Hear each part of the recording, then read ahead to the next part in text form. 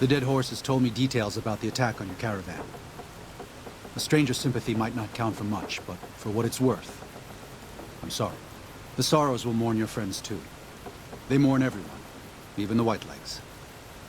They have sensitive souls. Innocent, if there is such a thing. In spite of what's happened, I hope that Joshua and I can help you out of here. But to be frank, we need your help too.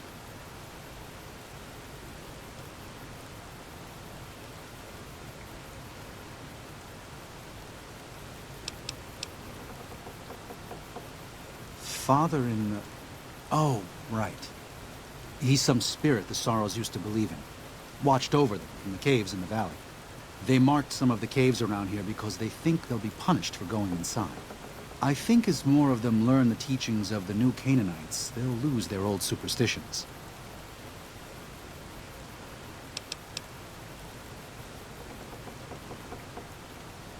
Oh?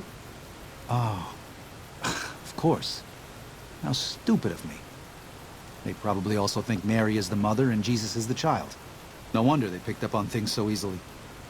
I guess it just goes to show how difficult it is to communicate sometimes. I used to help the Sorrows with various medical problems and general issues they were having, but my bishop sent me here as a missionary.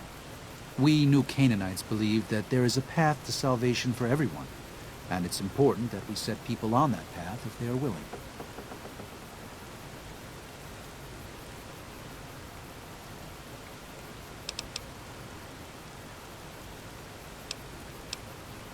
I'm trying to make amends for allowing our problem to become their problem. The New-Canaanites, I mean. The Whitelegs have always fought with us. And with Joshua returning, Caesar has motivated the Whitelegs to stamp out the New-Canaanites entirely. That means the tribes we work with, too. It's already happened. I just want to prevent something terrible from happening to the Sorrows.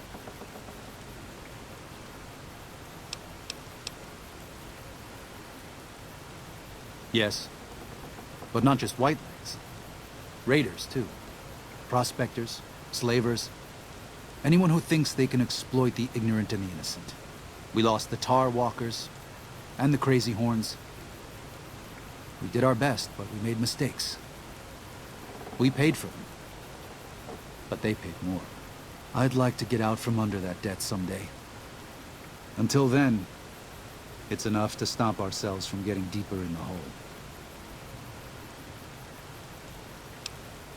Of course.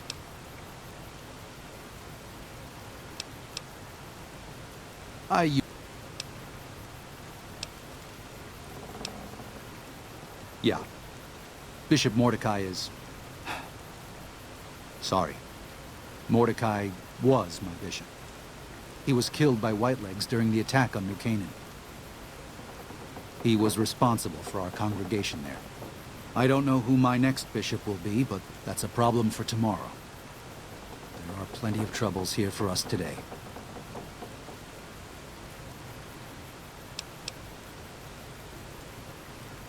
We lost it. Our community, everything. But the past is gone. We have to look forward.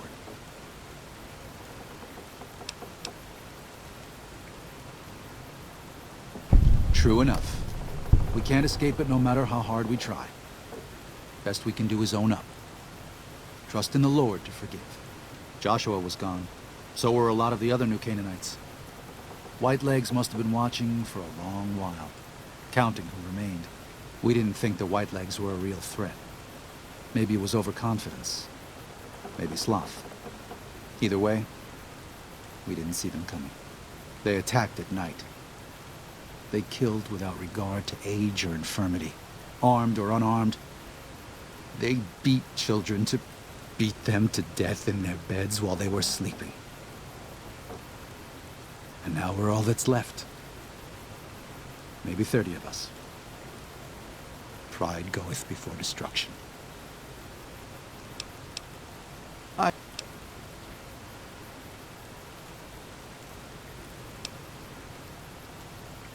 A spiritual wasteland, yes. We believe that before this life, our souls existed elsewhere. And after we die, our souls will leave this world. During our time here, we have the burden of choice. The choices we make determine where we go in the spirit world and how we will face judgment. New Canaanites believe, as many once did, that God was made flesh here on earth as a man named Jesus Christ. He sacrificed his life to save us. Every sin, every terrible thing that you, me, or any one of us have done for all time was washed away by his blood. We just have to accept his love. That's why we visit the tribes, to spread the good news. For all we know, we New Canaanites may be all that remains of Christ's followers.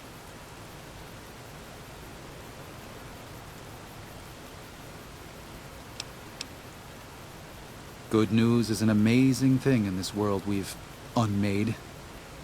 We're so used to going to sleep with nightmares that we can't imagine waking up to a dream. But that's what we believe. Every word of it. It's the cornerstone of our faith and how we choose to live. With every step you take, you put one foot in front of the other and know that you'll be pulled back down to this earth. We know that God is watching over us, waiting for us to come back home. To us, there's no difference. Walking and living, it's all belief, all faith.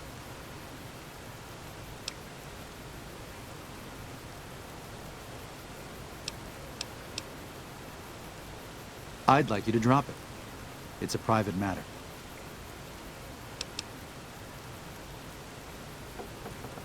I never thought I'd be in charge of anything. Don't know why. Bishop Mordecai was old. He had been sick for years. He couldn't walk anymore. It wasn't a problem for the rest of us. He made it out to be more trouble than it really was. Just his way, I guess. When the Whitelegs came, he was upstairs. We couldn't get him out in time. The house caught fire at the base and worked its way up. Fast. He didn't die of smoke. I wish he had. Sometimes I wake up and for a minute or two I think all of it was a dream. But it's not. It wasn't. I wish all of this were some fevered vision of what could have been, instead of what is, what we let happen.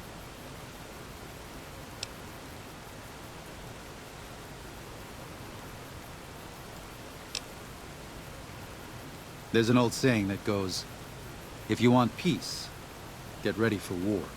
You've got me figured half right. I'll shoot dead any white leg that tries to creep into this camp. But it's only to protect the Sorrows. The Lord helps those who help themselves. But the Sorrows don't know how. Joshua and I do. Since I got them into this mess, I need to get them out.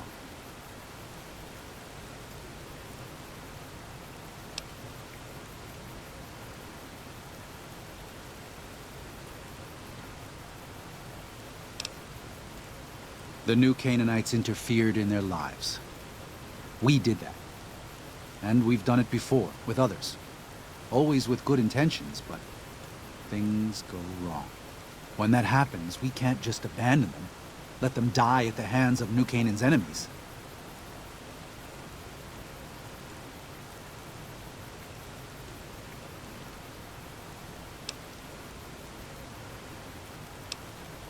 Joshua doesn't just want to fight the Whitelegs, he wants to annihilate them. The stakes are too high for their tribe. Hurting them won't dissuade them. If they can't join Caesar's legion, they'll die out in a generation. They've never learned how to survive. Food preservation, tanning, even basic hunting and cooking seem beyond them. They only survive by scavenging and raiding. But that can't last. They'll only stop if Joshua and the dead horses can kill their war chief and their entire war band. That's exactly what he intends to do. They're hateful savages who live only to plunder and destroy. Their leader is a devil called Salt Upon Wounds. War is all he knows. Everything he has, everything that tribe has, was taken by force, raiding, and scavenging. It's said there's no man deadlier at close range, that power fist of his has smashed 100 skulls. Maybe that's true, but so what? It's a low form of leadership. A tribe that knows only war has no future. And so he'll lead them to Caesar.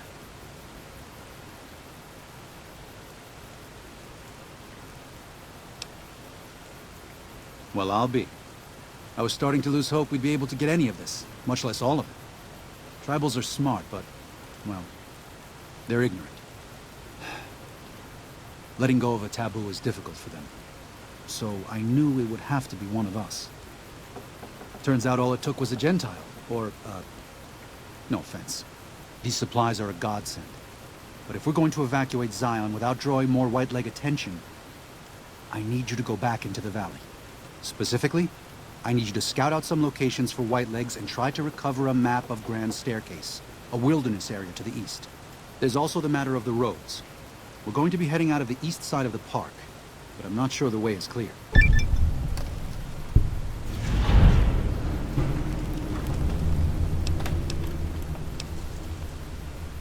I appreciate the enthusiasm. There aren't a lot of people in the wasteland with kindness to spare for anyone who isn't kin. Since you've been poking around the valley, you might see more activity from the Whitelegs. One of the Sorrow's hunters, Waking Cloud, has volunteered to help guide you through the valley. She has a special talent for staying out of sight. After this, it's just a matter of getting everyone out of here safe and sound. And hopefully you can head back to the Mojave without any more trouble.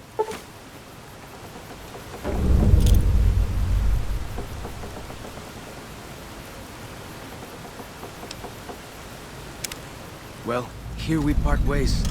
I'm needed back at the Dead Horses camp. Maybe I'll see you there sometime.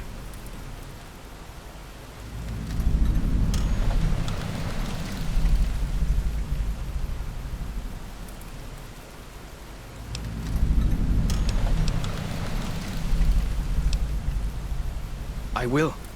Good gunning, Akis.